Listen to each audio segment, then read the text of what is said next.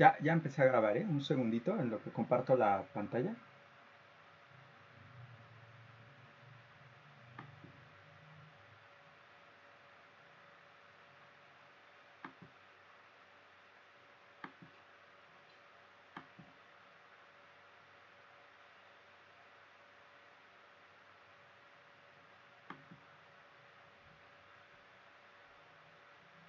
Listo. Pues vamos a continuar con lo que estábamos viendo ayer. Que si se acuerdan, pues ya habíamos platicado de cómo se podía empezar a verificar cada uno de los supuestos del modelo. Y bueno, en general, pues nosotros habíamos visto también en el caso de R, cómo podían irse aplicando cada una de estas distintas partes, ¿no? Para ir checando supuesto por supuesto. Pero bueno, o sea, al final, pues, si nosotros no tenemos que se cumple alguno de los supuestos, pues siempre queda la duda de qué es lo que tenemos que hacer, ¿no? En cada caso.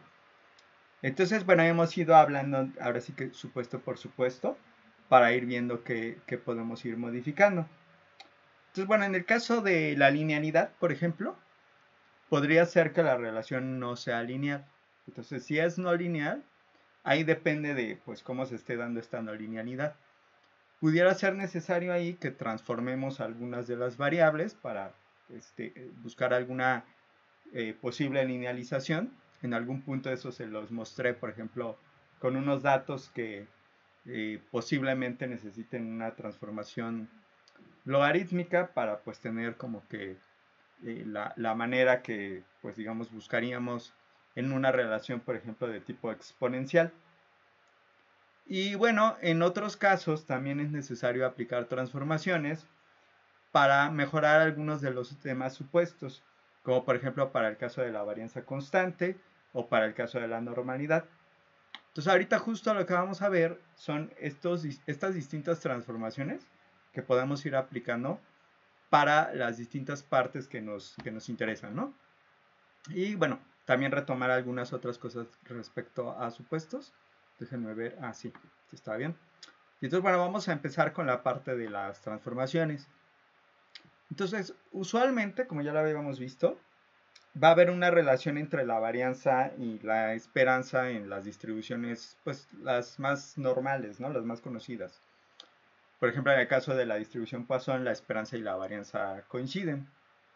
Entonces, pues la idea es como que encontrar cuál es la transformación que nos lleva a que esta relación que encontramos entre la varianza y la esperanza, pues nos quede solamente como algo constante, o sea, que nos quede una parte constante. Digamos que la varianza la podemos ver como proporcional a la esperanza y encontramos qué transformación de la esperanza nos lleva a que la relación es solamente la parte constante de esta relación proporcional.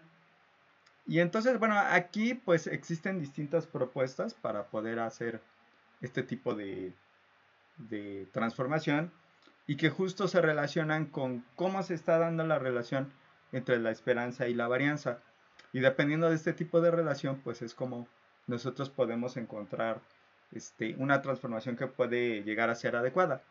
Entonces, por ejemplo, bueno, en el caso de que la transformación es tal cual la Y como estaba, pues es porque ya era esta sigma cuadrada pues proporcional a una constante. Cuando es proporcional a la media, que es por ejemplo lo que ocurre en el caso de una distribución Poisson, ahí lo que se puede recomendar es utilizar la raíz del output. O sea, digamos que si ustedes tienen un conteo y quieren a fuerza usar una regresión lineal, pues pueden transformar la y en su raíz y con eso ya esperaríamos que nos queda algo donde la varianza va a tender a ser constante. O si por ejemplo como en el caso de la distribución binomial o la distribución Bernoulli, tenemos que la varianza es proporcional a la esperanza a través de esta función. Y bueno, ¿por qué se da esto en la Bernoulli y en la Poisson? Porque justo en esos casos la varianza es P por 1 menos P, por ejemplo en el caso de Bernoulli, y ahí en ese caso la esperanza es P. Entonces, bueno, en los casos donde nosotros tenemos, pues digamos, este tipo de información que está como que representando proporciones o cosas de ese estilo, el arcoseno de la raíz de la respuesta nos puede dar un buen resultado. Digo, es una transformación algo compleja, pero justo lo que haces o lo que logras a través de esa transformación es que nos quede algo donde pues efectivamente la varianza va a ser como más constante. Ahora, existen otros casos que quizás sean un poquito menos comunes, ¿no? Pero bueno, igual se pueden dar, donde también la relación es proporcional a funciones de la esperanza. Por ejemplo, en el caso de una relación proporcional a la esperanza al cuadrado, ahí el logaritmo nos puede funcionar, que de hecho esto es muy común en el caso donde estamos trabajando en cosas monetarias, ¿no? Que como les había comentado en esos casos, pues tiende a haber un cierto sesgo hacia algún lado, ¿no? Derecha o izquierda. Y entonces el logaritmo puede dar un buen resultado. Y bueno, así, ¿no? Dependiendo de cómo es la relación con la esperanza, que en algunos casos se relaciona con el tipo de distribución que tienen los datos. Por ejemplo, aquí que tenemos valores que son, digamos, pequeñitos, pero por ahí tenemos algunos valores grandes, ¿no? Tipo outliers. Entonces ahí, por ejemplo, esto nos puede tender a dar un buen resultado, porque justo el recíproco como que tiende a un poco como uniformizar esas distancias que podemos tener diferentes. Entonces, básicamente, pues aquí la idea es transformar a la variable. Aquí en particular estamos hablando solamente de transformar el output para que tengamos la varianza más o menos constante. En el caso de relaciones no lineales, pues podríamos transformar tanto el input como el output, ¿no? Cualquiera de las dos cosas pueden ser transformadas para tratar de buscar algo donde encontremos que la relación que se da es un poquito más lineal. Y entonces, en cualquier caso, pues todo se reduce a transformaciones, ¿no? Entonces, en la linealización del modelo a través de transformaciones, pues justo lo único que tenemos que tomar en cuenta es que siempre va a ser como que, digamos, no una relación totalmente no lineal la que vamos a captar, sino relaciones que son linealizables, ¿no? De alguna manera. Si ustedes ya quieren una relación que sí es completamente no lineal, supongamos que ustedes están trabajando en algo que tenga que ver con alguna medida que usa una ley en la física, por ejemplo, ¿no? Donde ustedes saben que hay una función específica no lineal que relaciona un output con inputs. Entonces ahí ya esto no nos podría funcionar a menos que fuera linealizable, pero podemos usar las regresiones no lineales, donde pues se puede hacer también el ajuste, ¿no? Ahí tenemos que tener el conocimiento de cuál es la relación no lineal. Por ahí dentro de la relación no lineal pues va a haber algunos coeficientes asociados que hay que estimarlos y se estiman numéricamente, ¿no? Entonces, bueno, aquí estamos hablando más bien de casos donde podemos transformar a las variables de tal modo que encontremos relaciones como esta, ¿no? Donde la relación entre la y y la x es a través de una potencia. Entonces aquí lo que hacemos es transformar tanto el output como el input en una escala logarítmica y al momento que hacemos eso, si nosotros nos regresamos a la estructura que originalmente tenemos, o sea, una vez que lo escribimos aquí, si nosotros exponenciamos todo esto, lo que va a pasar es que nos va a resultar esta relación, pues que es no lineal, pero que se pudo linealizar, ¿no? Y de hecho, este tipo de relación donde nosotros estamos aplicando el logaritmo en ambos lados, output e input, es como bastante común otra vez en cuestiones de economía, ¿no? Porque pues ahí se manejan estas cosas que se conocen como la elasticidad, que es pues, digamos como una especie de cambios porcentuales, ¿no? Que nosotros vamos a tener. Y entonces ahí nosotros transformamos tanto outputs como inputs y de ahí nosotros pues podemos empezar a trabajar. Y entonces, bueno, eso es en este caso, ¿no? Donde tenemos una relación potenciada, pero pues igual en una relación exponencial, que era la que les comentaba que en algún punto se las mostré, nosotros podemos aplicar el logaritmo sobre la respuesta y al momento que nos regresamos de esta transformación, pues justo vamos a tener la exponencial. Y otra vez, esto por ejemplo tiene sentido cuando estamos hablando de que la respuesta es algo monetario, También podemos tener pues una relación logarítmica como tal, donde ahí pues el input es el que transformamos y así sucesivamente, ¿no? O sea, hay muchas relaciones que podemos tener que son no lineales, pero porque pudimos linealizar el modelo, ¿no? Entonces, solo van a ser ciertas relaciones las que podamos pues ahora sí que estudiar de esta forma. Entonces, esta es una manera en que podemos empezar a abordar esta parte de la no linealidad. Ahora, otra transformación que es como muy común es la llamada transformación de Box-Cox, que justo es una transformación que se generó pensando en que la varianza y la esperanza se están relacionando de forma proporcional una con la otra y que entonces buscamos la transformación que hace que la varianza sea constante. Y para ello, pues nosotros vamos a definir una transformada que solo se aplica para cuando estamos hablando de valores que son mayores que cero y que nos va a permitir pues construir una transformación que depende de un hiperparámetro lambda que puede tomar un valor cero o un valor diferente a cero, ¿no? Cuando es cero, en particular, la transformada de Box-Cox se traduce pues justo en un logaritmo, que el logaritmo pues justo por lo mismo que pues se mueve el logaritmo de cierta manera, pues no es posible tener valores del output negativos, ¿no? Hay en algunas ocasiones que cuando tú tienes valores ceros, no sé, por ejemplo, que estamos hablando de una variable respuesta que dentro de las posibilidades tiene por ahí uno que otro cero, pues para de todos modos poder utilizar esta transformada, hay veces que se le suma una constante pequeña al valor que tiene tu respuesta para tratar pues de buscar que se pueda aplicar el logaritmo y en general la transformada de Box-Cox.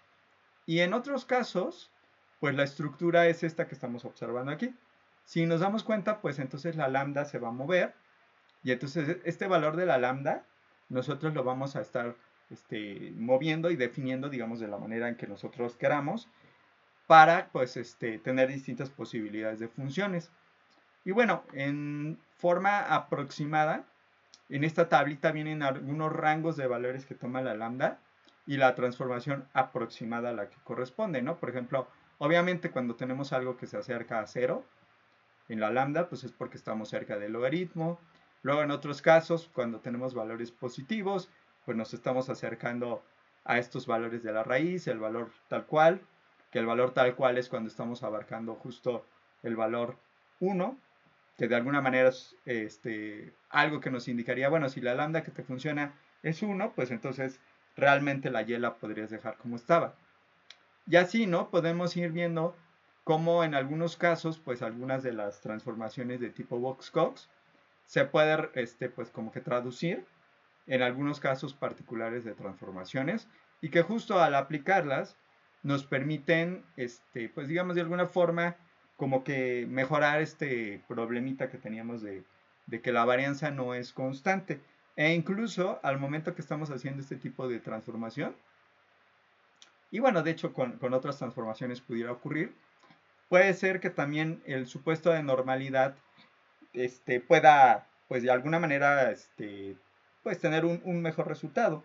Y bueno, hay una, digamos como una forma alterna de esta transformada de Box-Cox, que es esta que estamos dando aquí, en la cual, pues en lugar de que se utilice, digamos aquí nuestro valor, ahí lo voy a hacer un poquito más grande, en lugar de que se utilice como aquí arriba el valor y a la lambda, digamos esto se hace para cada observación, aquí se hace una construcción en el denominador de una y con un superíndice aquí arriba de punto, que significa la media geométrica. Entonces, calculamos la media geométrica asociada a los datos y entonces en ese caso, pues en esta variante, que puede dar algunos mejores resultados en algunos casos, se utiliza la media geométrica como parte del denominador o como una parte que se aplica sobre nuestro logaritmo. O sea, es como una variación que nosotros podemos tener de la que teníamos arriba. Entonces, bueno, en alguna ocasión quizá encuentren esa otra forma de hacerlo. Y bueno, pues entonces, de cualquier manera, nosotros pues tendríamos que tratar de encontrar cuál es el valor de la lambda que funciona mejor. Y entonces para ello, como en todos los llamados hiperparámetros, que son valores que tú fijas de antemano, digamos, no son parte del ajuste, el proceso de aprenderlos, esos valores nosotros podemos tratar de encontrar cuáles son los que funcionen mejor. Y bueno, hay varias maneras, ahorita les voy a mostrar en R una forma. Puede ser basándose en la verosimilitud, encontrar el valor de la lambda que nos da mejor resultado en ese sentido. O como aquí, ¿no? Que se está basando en la suma residual o en los cuadrados medios residuales, que se pueden calcular para cada posible valor que nosotros tengamos de lambda. Y entonces pues escoge aquella lambda que nos lleva a un valor mínimo, ¿no? Pero bueno, estas son como, digamos, formas o métodos con los cuales nosotros podemos tratar de asignar el lambda que puede ser que funcione mejor a la estructura de cómo se están moviendo nuestros datos.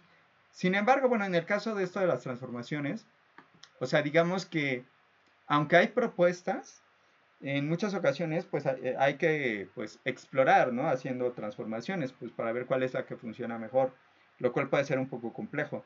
Y las transformaciones en realidad pues podría ser cualquiera que a ustedes se les ocurra, ¿no? Y a la vez, una vez que aplicamos las transformaciones, pues también tenemos que ir viendo cómo se van moviendo cada uno de los supuestos, ¿no? O sea, puede ser que al momento que aplicamos esto, se mejora el hecho de que la varianza sea constante, pero pues por ahí ya hay problemas con la parte de, no sé, normalidad, ¿no?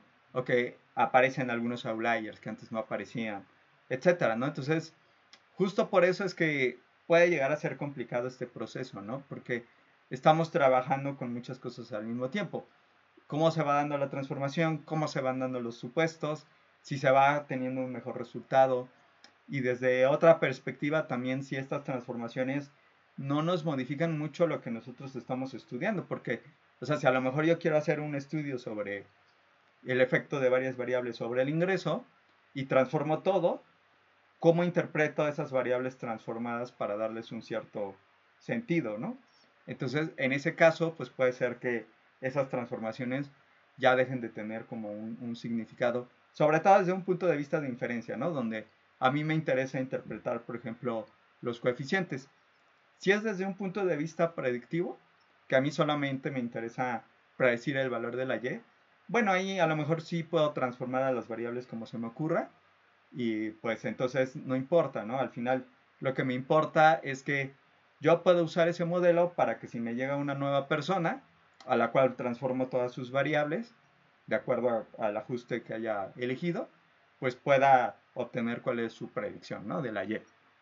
Entonces, bueno, digamos, en términos de toda esta parte de varianza y de normalidad y transformaciones, pues estas son algunas de las posibilidades.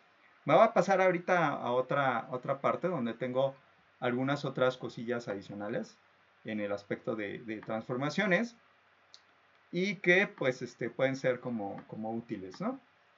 Entonces, bueno, lo que les había comentado, ¿no? O sea, en realidad nosotros pues muchas veces no tenemos la distribución deseada por varias razones.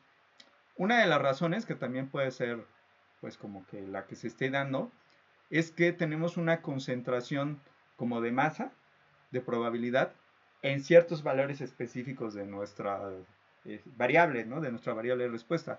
Por ejemplo, en este caso estamos mostrando unos datos donde hay mucha concentración en el cero, lo cual puede pasar porque a lo mejor estamos hablando de la defunción por alguna enfermedad y pues hay muchas personas que en el caso, bueno, no sé si estamos hablando no de personas, sino de que estemos hablando, por ejemplo, de funciones a nivel localidades, ¿no? En México.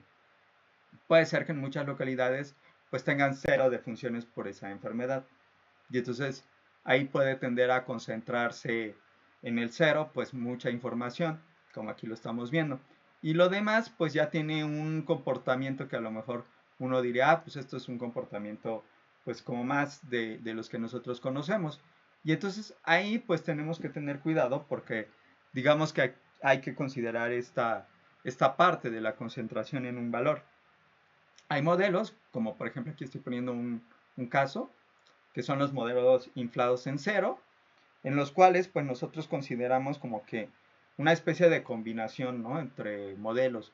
donde vamos a ver primero qué tanta posibilidad hay que tengamos observaciones que se encuentren en las observaciones que no son cero o en una observación que sí es cero, como si fueran éxitos y fracasos, tipo Bernoulli. Y luego, pues ya, por ejemplo, en el caso de lo que tenemos acá, tomar en cuenta una distribución asociada. Y entonces establecer un modelito que pues haga como esto tipo inflar, ¿no? En el valor que corresponde a un valorcito específico de los datos. Entonces, bueno, esto de aquí pues lo podemos aplicar en ese caso. Pero bueno, en casos más comunes, pues podemos tener esto de que haya unas colas largas, ¿no? O sea, que tengamos colas que son, como aquí en el caso de esto de ingresos, que son importantes porque siguen teniendo cierta masa de probabilidad y que entonces llevan lo que se conoce como una ley potencia, ¿no? Esa ley potencia se puede presentar en muchos casos, ya sea como aquí que se está dando como este sesgo hacia la izquierda o de sesgo hacia la derecha.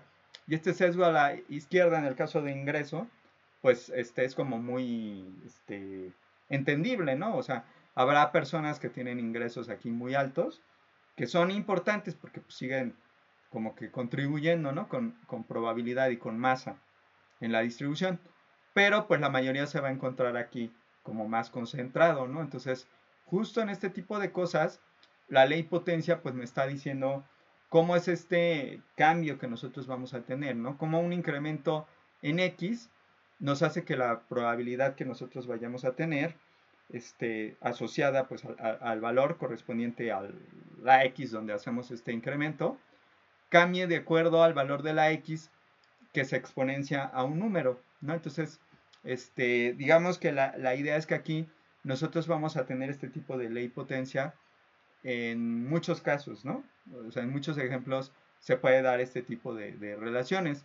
Y justo buscamos transformar a la información para que nosotros tengamos, pues, como que la posibilidad de incluir este tipo de leyes potencia, ¿no? Que se puede dar en los datos. Entonces, bueno, por ejemplo, aquí está una representación, ¿no? En una distribución normal, pues, digamos como que acumulamos aquí cierta probabilidad, la mayoría, y en las colas, pues es poca probabilidad la acumulada.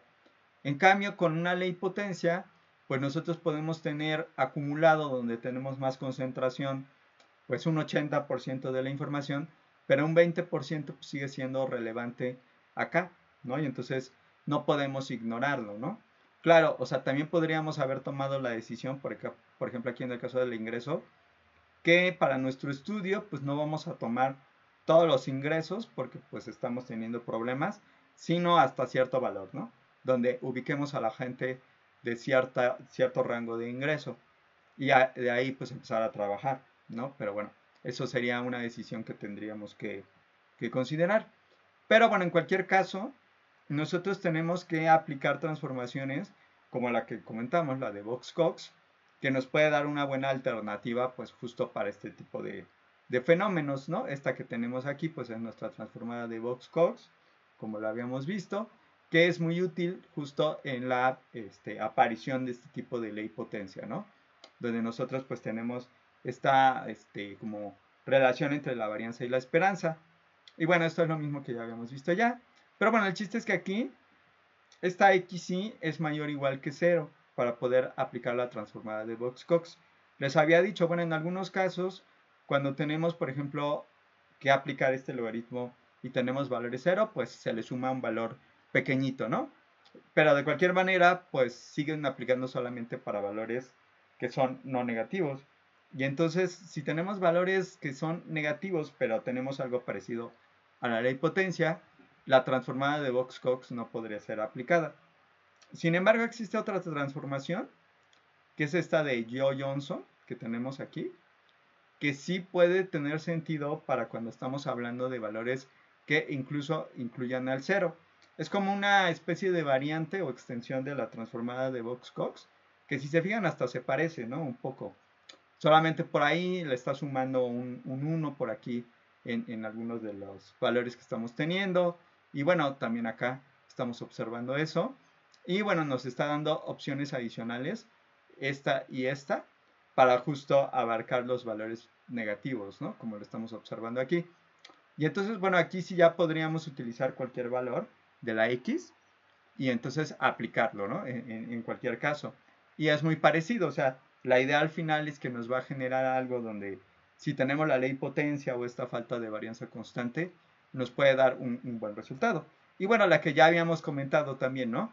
El arcoseno de la raíz de X tiene mucho sentido cuando estamos hablando de proporciones o en general valores que se encuentren entre 0 y 1 y que entonces pues al momento de aplicarla puede generar algo donde pues como que quede algo más parecido a la forma de campana tradicional, ¿no? Con la distribución normal.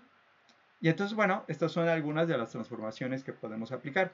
Todas estas transformaciones pues están disponibles en cualquier software que ustedes utilicen y bueno, las podemos aplicar entonces sobre nuestro, en este caso particular, nuestra variable de interés, ¿no? O nuestras variables de interés que vamos a estar analizando. Entonces, bueno, estas son unas transformaciones. Y bueno, para terminar esta parte de las transformaciones, hay otra transformación que se conoce como Box-Titwell y que justo es una transformación que incluso se le da el nombre de una prueba para ver si hay linealidad en los datos.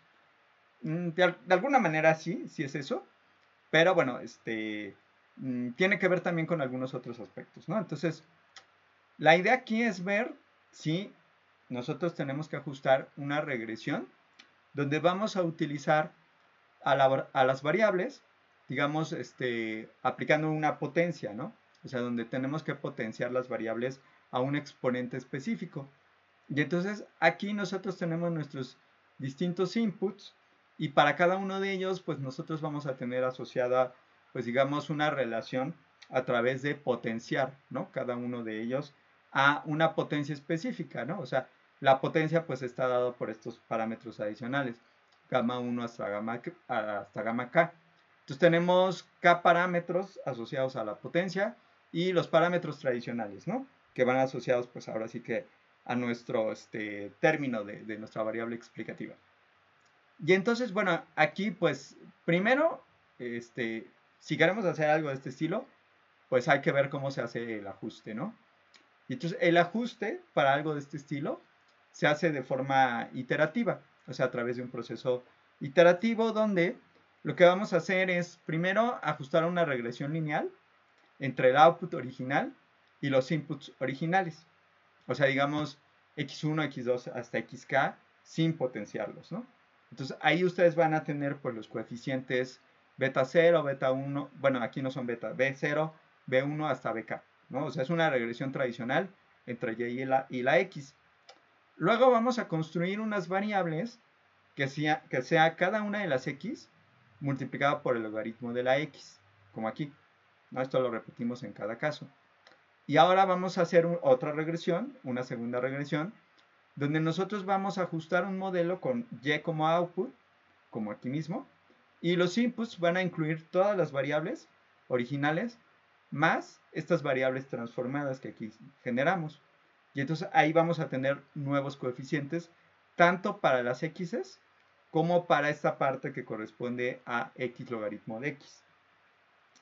Ahora, lo que se va a poder ver es que justo nuestro valor de gamma i, que nosotros necesitamos aquí para poder hacer la estimación, al menos en este paso de la iteración, lo vamos a ajustar como 1 más gi entre bi, o sea, el coeficiente que hayamos obtenido de esta regresión para la variable iésima, lo dividimos entre el que corresponde para la regresión tradicional, para esa misma variable. Y justo en este proceso iterativo, pues ahora ya lo que tenemos es xi a la gamma i, donde esto va a ser un número, ¿no? Este va a ser un valorcito. Y entonces podemos repetir el proceso porque ya aquí vamos a ajustar el mismo modelo donde estamos elevando algún valor, la x, vamos a encontrar cuáles son los coeficientes para esas variables x transformadas y vamos a repetir este proceso de forma iterativa hasta que haya convergencia. De manera un poquito como intuitiva, lo que estamos haciendo al momento que estamos generando pues este cociente es como una especie de cociente entre lo que tiene que ver con una variable específica con la regresión que en el paso 1 se hizo con respecto a la regresión que se hizo en el paso 3. Como aquí, ¿no? Donde si nosotros hacemos la división entre lo que tendríamos asociado a la regresión esta un poco más compleja, donde teníamos tanto la x como la x logaritmo de x, pues entonces nosotros estamos generando pues algo de este estilo, ¿no? O sea, estamos x1 la tomamos como si fuera un factor común y pues tenemos el b1 transpuesto, no, b1' más esta otra parte que corresponde pues justo a x1 logaritmo de x1. Y en el caso de la regresión tradicional, pues x1 por beta 1 es el valor que le podemos asociar. Si ustedes hacen el cociente, pues nos vamos a dar cuenta que al momento de hacer el cociente podemos aplicar propiedades de logaritmos. Y bueno, en el caso particular de las x, pues se va a cancelar, me va a quedar perdón, aquí esto, que sería equivalente a tener logaritmo de x1 a la g1 entre b1. Y aquí es de donde sale más o menos esta idea, ¿no? De que tenemos el g1 más b1, porque pues lo que estamos haciendo de alguna forma es como indicando al momento que vamos a hacer el cambio del valor de gamma, en cuánto va a cambiar respecto a la iteración previa, ¿no? Entonces, respecto a la iteración previa, tenemos un cambio de G1 entre B1. Eso es lo que me está diciendo aquí, ¿no? Entonces, por eso se toma GI, gorro, como, digamos, el valor que teníamos, pero aquí consideramos como que este incremento del cambio que estamos generando al momento de aplicar este proceso iterativo. Y entonces, bueno, este proceso se puede hacer y al final ustedes van a obtener tanto los coeficientes betas como los valores que corresponden a las gamas, ¿no? Entonces vamos a tener cada una de las cosas que se van a utilizar pues en el ajuste de la regresión. Y ahora, ¿esto qué tiene que ver con la linealidad? Pues si nosotros probamos, en el caso de este análisis, que las gamas is valen 1 para todas las distintas is, esto nos habla de la linealidad, porque pues si todas las gamas valen 1, entonces lo que nos está indicando es que en realidad no había que potenciar ninguna de las variables. Bastaba con tenerlas tal cual, como las teníamos originalmente, y al hacer eso, nosotros pues generaríamos justo el modelito pues original, ¿no? Sin transformar nada. Y entonces nuestra prueba de hipótesis tiene que ver pues con eso, ¿no? O sea, para cada variable explicativa, vamos a ver si la gamma i es 1 contra la alternativa de que no lo sea. Y bueno, si ya nos damos cuenta de que pues sí se necesita una potencia diferente a 1, pues entonces también este mismo proceso nos indica qué potencia pues es la que tenemos que aplicar, ¿no? Que pues aquí estaría dada justo por la que fuimos estimando a través del proceso iterativo. Entonces, bueno, esa es la idea de esta transformada, la de Box-Tidwell, que viene siendo pues una forma con la cual nosotros podemos también tratar de hacer una prueba de hipótesis de linealidad. Digo, es una prueba de hipótesis muy particular porque estamos comparando el modelo lineal con el modelo donde estamos potenciando, ¿no? Pero de alguna manera sí es una prueba de linealidad. Entonces, bueno, esto es en cuanto a transformaciones, ahorita lo veo también en el software, pero la última parte que me falta como comentar es respecto pues a la multicolinialidad, ¿no? En el caso de la multicolinialidad, pues ahí habíamos platicado que era muy mala y que pues teníamos que tratar de arreglarla. Pero bueno, ¿qué soluciones podemos plantear, ¿no? Cuando hay multicolinialidad? Pues ahí básicamente la idea es que nosotros tratemos de quitar estas variables que están muy correlacionadas, lo cual ya más o menos estuve viendo la vez pasada, ¿no? Cuando tenemos variables muy correlacionadas, pues digamos, atrás lo que hay es justo este caso de la multicolinialidad.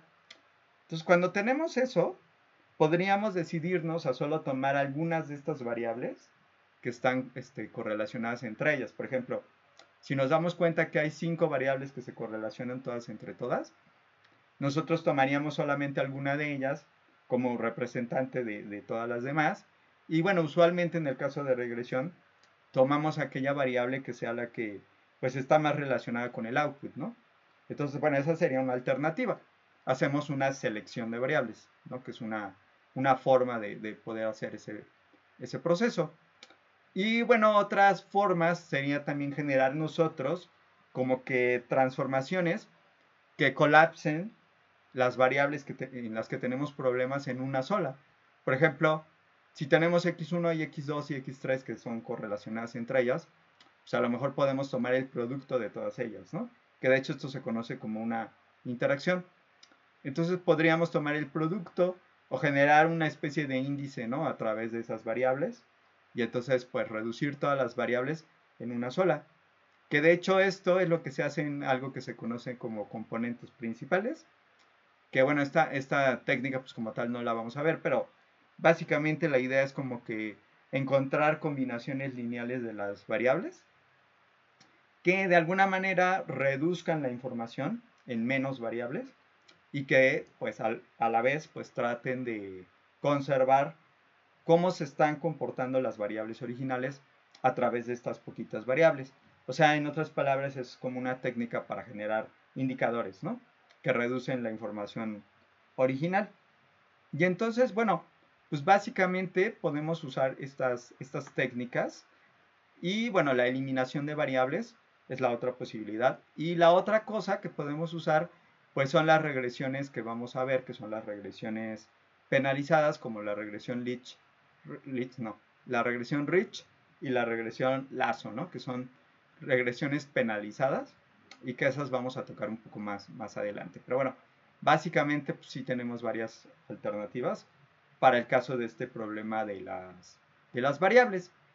Y entonces, bueno, ya más o menos hemos estado viendo cada uno de los supuestos y cómo podemos empezar a, pues, trabajar sobre estos posibles problemas. Me voy a pasar a R para retomar en donde estábamos, ¿no? Aquí yo lo que había visto la vez pasada, pues era pues esta parte de si había observaciones de tipo outlier, si había observaciones influyentes y pues qué hacer con estas observaciones, ¿no? Entonces les comentaba que ahí en el caso de esas observaciones, pues podemos proceder a analizarlas con más detalle, ver qué está pasando, si es un error de dedo, si fue algún problema pues al momento de hacer el análisis o algo, ¿no? Entonces tenemos que analizarlas con detalle para ver qué pasó. Ahora, en el caso de los datos que vamos a estar utilizando, estos que hemos estado viendo de los cigarros, voy a hacer la eliminación justo de las observaciones que son outliers, ¿no? Que yo encontré que eran de tipo outlier al momento de analizar a los residuos. Y bueno, resulta que de ahí pues podemos usar el comando update para que el modelo que teníamos pues justo lo volvamos a ajustar, pero quitando estas observaciones de tipo outlier, ¿no? Entonces aquí pues el ajuste nos va a dar un nuevo modelo, no sé si vaya a ajustar o no, ahorita vemos, no me acuerdo si ya había corrido el modelo, sí. Y bueno, aquí justo lo que tenemos es el ajuste de este nuevo modelo donde tenemos age y price nada más, porque en la selección de variables nos habíamos quedado con solo esas dos, las otras se habían eliminado y de ahí pues nosotros estamos observando que la R cuadrada pues es de 0.4708. En el caso original, ahorita me regreso, que es este que llamábamos el modelo 2, podemos darnos cuenta que la R cuadrada pues era de, bueno, me fui sobre la ajustada, ¿no? Pero bueno, aquí en este caso pues es de 0.1583 y aquí es de 0.47, o sea, pues sí eran observaciones importantes, ¿no? Que si nos vamos sobre la R cuadrada para decidir si son influyentes, pues sí lo hubieran sido. Aunque aquí yo en realidad lo que hice en este proceso de eliminación de outliers fue hacer un procedimiento pues un poquito más manual donde fui quitando observación por observación, luego combinaciones de 2 observaciones por 2 observaciones, de 3 observaciones, ahora en este caso en las combinaciones, y así sucesivamente. Sin embargo, pues en este caso particular, pues yo nada más les estoy mostrando ya las observaciones que quité, ¿no? 2, 8, 9, 29 y 30, pues son las que quité al final. Y bueno, se ve muy obvio que al quitar las observaciones, todas estas juntas, pues efectivamente en su conjunto pues, vienen siendo influyentes porque la R cuadrada me la cambió muchísimo, ¿no? Entonces, bueno, este es en términos del summary, pues podemos observar ese tipo de cambios. Pues sigue ajustando el modelo bien a los datos, el p-valor sigue estando por abajo de 0.05. Seguimos teniendo pues estas variables ambas significativas. H y price con pruebas test tiene p-valores inferiores a 0.05. Si quisieran ver la nova, pues también la podemos correr para ver que price es significativo y H dado price también es significativa, ¿no? En ambos casos. Y luego, bueno, igual, trabajé sobre distintas transformaciones que pudiera aplicar, pensando que cualquier transformación posible que se me ocurriera pudiera usarse, siempre y cuando se mejoraran los supuestos del modelo y se tuvieran mejores resultados. Y entonces aquí apliqué estas transformaciones que estamos viendo.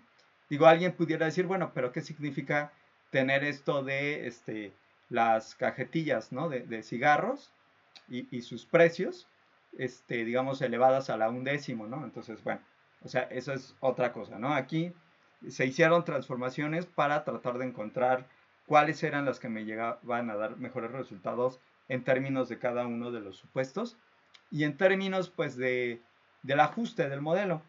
Entonces, bueno, aquí justo al momento que pongo esta I, estoy aplicando sobre la marcha la transformación de cada variable.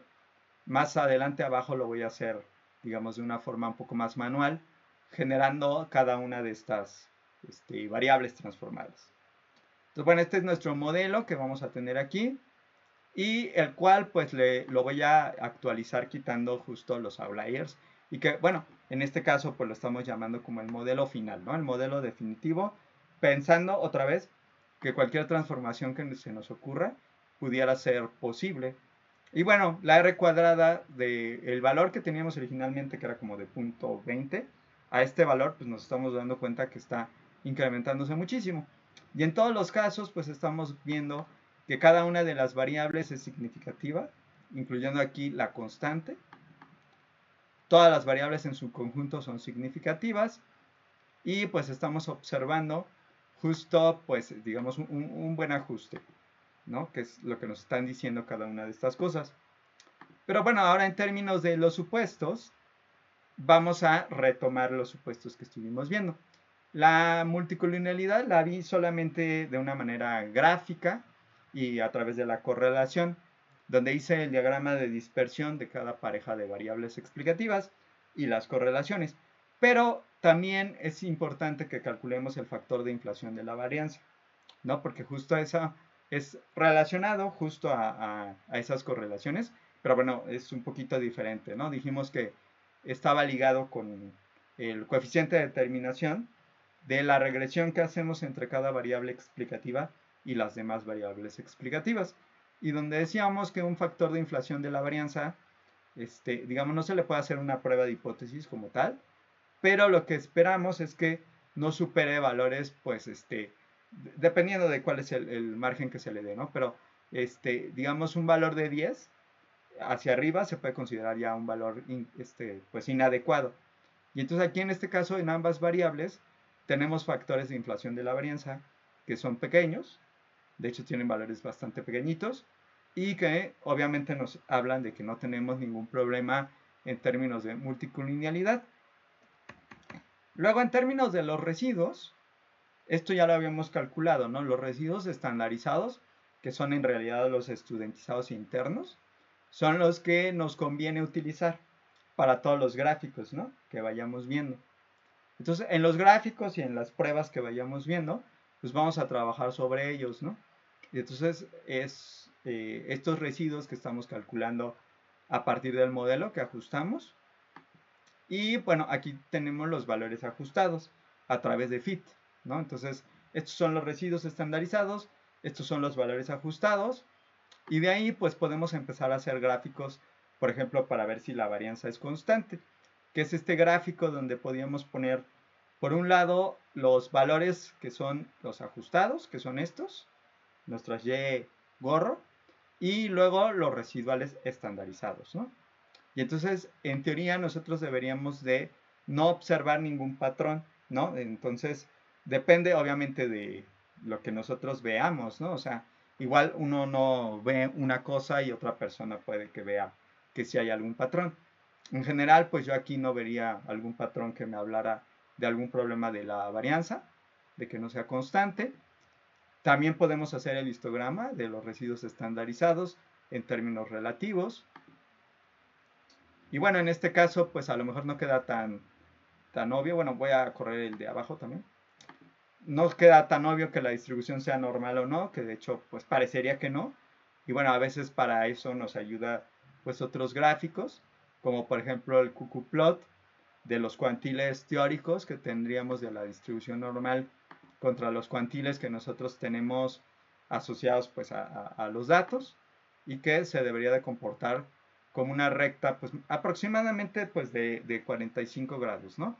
Y que en este caso pues aparentemente parece que el comportamiento es bueno, tanto en colas como en el centro. Y podemos aplicar alguna prueba, como la de Anderson-Darling, o aquí estoy aplicando la de Lilliefors, aunque hubiera sido más correcto la de Anderson-Darling. O aplicar más de una prueba, pues puede ser algo útil. Y en este caso, nosotros con la prueba de Lilliefors tenemos la hipótesis nula que la distribución de los residuos es normal, contra la alternativa de que no lo sea. Lo apliqué sobre los residuos. Entonces, como el p-valor está arriba de 0.05, estamos en el caso donde estamos en el área de no rechazar H0, así que la distribución aparentemente sí sería normal, ¿no? Entonces, bueno, hasta aquí pues digamos que en general no estamos observando problemas en el ajuste. Una prueba formal de homocedasticidad es la de Bruce-Pagan. Lo que hace esta prueba de Bruce-Pagan, como yo les había comentado, de alguna manera tratar de acercarse a la varianza que tendríamos del error a través del valor correspondiente a los residuos. Y entonces para ello nosotros necesitaríamos la esperanza del residuo al cuadrado menos la esperanza al cuadrado del residuo. Sin embargo, la esperanza del residuo pues es cero, y como la esperanza del residuo es cero, pues nosotros lo que tendríamos es que, dado que eso está ocurriendo, pues es suficiente con la esperanza del residuo al cuadrado para que nosotros como que tengamos un proxy o un aproximado de la varianza. Entonces, bueno, aquí lo que se hace en este análisis de la parte de nuestra varianza es hacer una regresión entre la varianza en teoría y las variables explicativas para ver si hay una relación entre las variables y esa varianza. Y para ello, nosotros como que, en lugar de utilizar estos valores esperados al cuadrado de los errores, de los residuos en este caso, vamos a utilizar los valores observados de los residuos al cuadrado y vamos a hacer una regresión entre estos valores y las variables explicativas, ¿no?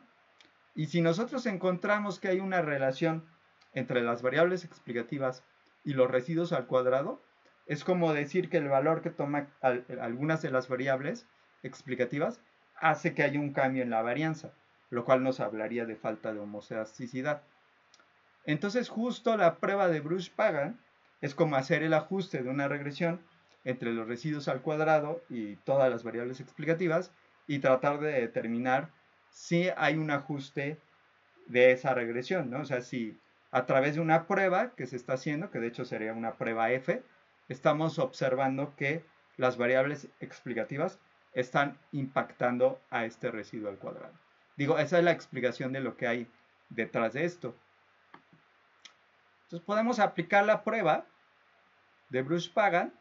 Si nos damos cuenta, pues justo hasta aquí vienen algunos grados de libertad que tienen que ver justo con esto que estaba comentando yo, de que estamos haciendo el ajuste de la regresión.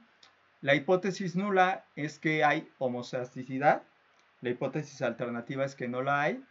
Y bueno, aquí es un caso donde nosotros nos estaríamos dando cuenta que, aunque aparentemente a través del gráfico parece que la varianza es constante, cuando nosotros estamos observando la manera en que se está comportando, digamos, nuestra prueba de hipótesis, esto pues va a resultar que no va a ser cierto, ¿no? O sea, se rechazaría que la varianza es constante o que, en otras palabras, hay homoscedasticidad. Y entonces, bueno, tenemos un problema en ese sentido, ¿no? Aparentemente la varianza pues no es tan constante como nosotros pensábamos arriba, pero bueno, o sea, en general no estamos encontrando, al menos gráficamente, algún problema tan grave, ¿no? Entonces, bueno, en el caso de este supuesto, pues aparentemente no va tan mal. Y bueno, el último supuesto con el que quiero terminar la sesión de hoy, pues como ya les había comentado, no es como tal una prueba adecuada para cualquier tipo de información. La prueba de Durbin-Watson tiene más sentido cuando la información que estás estudiando se relaciona un dato con el anterior por alguna razón.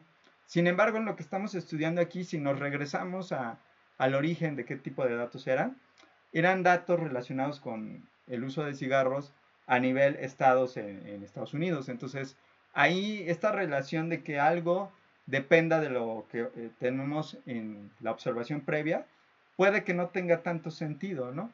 Entonces, en ese caso, quizá más bien algunas medidas de tipo espacial, que en algún punto vamos a platicar de ello, podrían tener más sentido que esta prueba de Durbin-Watson. Pero bueno, para no dejar de ver pues esta otra parte, la prueba de Durbin-Watson nos va a arrojar justo nuestro valor, que aquí se acerca a 2, que de hecho 2 nos está hablando de que hay ausencia de autocorrelación, y nos indica no rechazar la hipótesis nula, porque el p-valor está arriba de 0.05, lo cual se relaciona con que justo esto, ¿no? De que tengamos que la autocorrelación es cero, ¿no? Entonces, bueno, en teoría aquí parecería que sí hay como este supuesto en estos datos de independencia, pero como les digo, no necesariamente tiene sentido de acuerdo a cómo se están comportando los datos, ¿no? A aplicar este tipo de prueba. Entonces, bueno, no sé si tengan alguna duda. Mañana vamos a retomar algunas de estas cosas y vamos a concluir el ejercicio. Ah, no, mañana no, el viernes. El viernes, perdón. ¿Alguna duda?